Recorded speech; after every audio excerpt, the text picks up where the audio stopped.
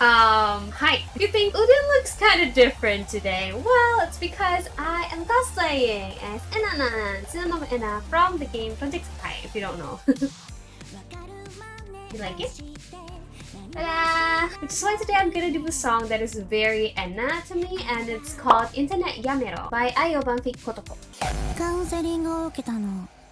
先生からネットをやめろって言われて、もうお前らと会えないと思った瞬間胸が苦しくてリアルが壊れてもここがいいって思ったの。初めてフォローされた日のこと覚えてる？こんな私を見て承認してくれたぬくもりティ。もう細かいことはどうでもいいね。せーの、インターネット。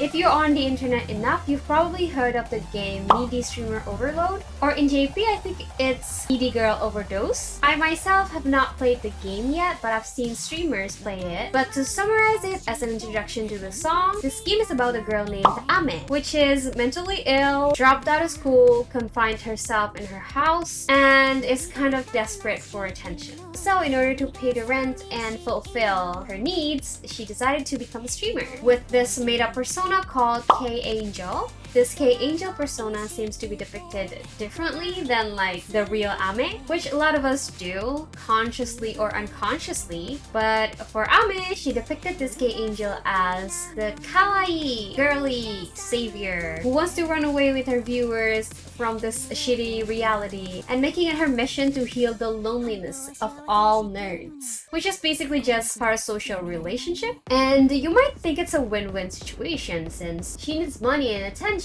and her viewers needs companionship and validation. And I agree to some extent, as I said in my idol YOASOBI song analysis, that parasocial relationship can be healthy, can be positive if you know boundaries. If you don't, definitely it's not good for your mental health.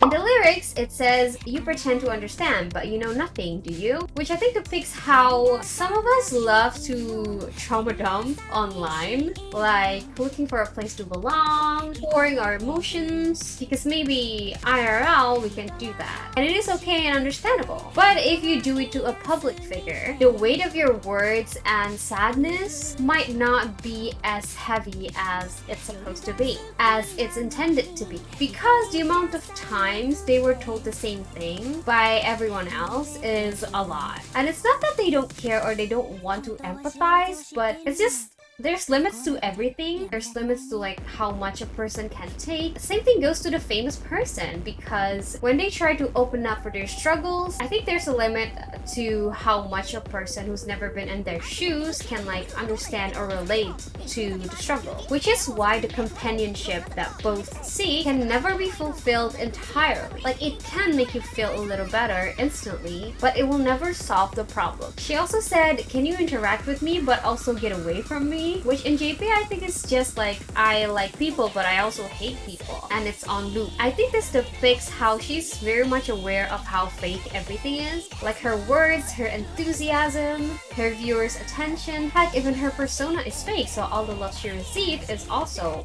fake, probably. Deep down, she knew, but then again, she needs that attention. So she mistook it as love that she will never abandon, and like she's basically addicted to it.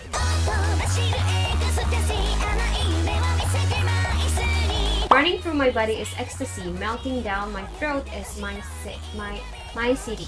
Again, because she's basically addicted to this attention. It's depicted as this ecstasy, but then again, her mental condition is not actually getting better. Which is why she still needs to take this my city, how do I pronounce it? Sorry. I don't really know what my city is, but I think it refers to a drug that treats insomnia. As there's also this line that says, "Deliver me to sweet dreams, dear my city."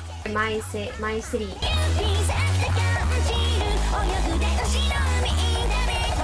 I feel you at my fingertips, swimming through the internet cyberspace, my internet boy. Which is smart, I think, because I can feel you through my fingertips. Seems like there's like affection through touching through your fingertips when they're not actually touching you, they're touching their keyboards. Which again depicts how all this connection is kind of fake, like it's not real. Yet she kept saying things like, "I smile as I rest my head on you." Like there's actually affection there. And she's being manipulative because she also said, "Don't ever forget your internet girl, promise?" as if there's some sort of personal connection or relationship when both of you don't even know each other. You also hear it often, right? Like when you like an idol group and then like they like another group or another person, they often say things like, oh, I cheated on my Oshi. I mean, most of them is just jokes, so they don't really think they're cheating. But if you feel any sorts of guilt itself, it's already unhealthy because you don't have to. それでも私はこのカオスをオタクと歩む。ここにしかない光景を見つけに行くから。Will bear witness to something that can only be found there. This part to me seems like she has this narrative of like growing together, going through things together, which we see a lot in the streaming community, right? Making them as like the protagonist of the story, and you are a part of it. You're a part of my growth, so thank you so much. Which I think it's not entirely bullshit. You guys know the boy group BTS. I've been a fan of them since they were like basically nobodies. 2014 is when I started standing them. I had a K-pop era back then, and that feeling of like seeing them grow from like broke college students to the people they are now, it gives me so much joy because, well, I was the one who streamed their songs when they have basically less than 1 million views. I bought their albums when they don't sell as much as now. So yeah, basically there's this proud feeling, which again, if you know your limits, it can be very positive as you can get inspired by them. You can feel like a sense of pride because you've been there for them. But if you don't know your limits, let's say you want them to succeed so bad, you want to be a part of the success story so bad that you start spending money more than you should to support them because they deserve it. They need to grow. I want them to be famous. I want my Oshi to be the top selling. That is when it starts to, you know, be very toxic. And I saw a lot of them. And like, yeah, please don't, because their achievement, it's not yours. It's never yours. It will never be yours. It's theirs.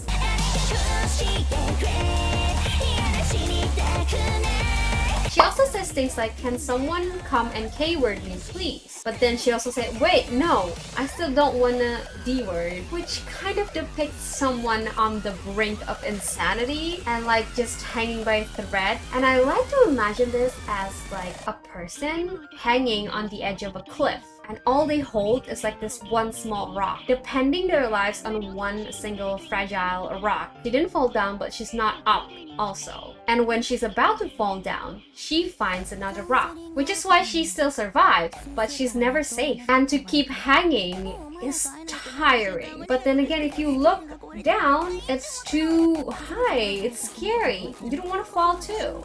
So when it breaks, you just need to find another rock and then another rock, and it keeps going again and again and again, and you don't know how much longer you can hold. That is, I think, what this girl is experiencing. So like, yeah, she knows that internet is addicting and it's not solving her problem, but again, she couldn't stop. So what I'm trying to say is, people that you adore behind cameras, behind their live 2D models, they're all humans and is probably as mentally ill as we are. And I'm not saying that they don't actually love you, but there's limits to how much a person can give and receive, and there's also limits of how much a person should put their expectation on a human. So don't ever depend your life on it. But again, it's not something we should ridicule, because for someone who is not okay, maybe they're lonely, they're not loved, they're not fulfilled in their lives, they don't have a support system, a single like on their social media, a single word of affirmation can help as a bridge between ending it all and continuing. So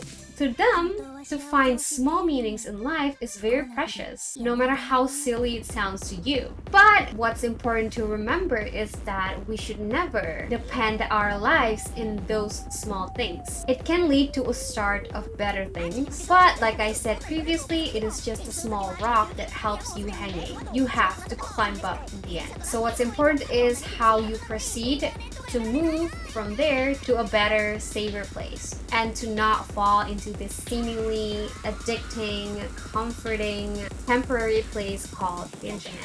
So yeah, let's touch grass more, guys. Bye-bye.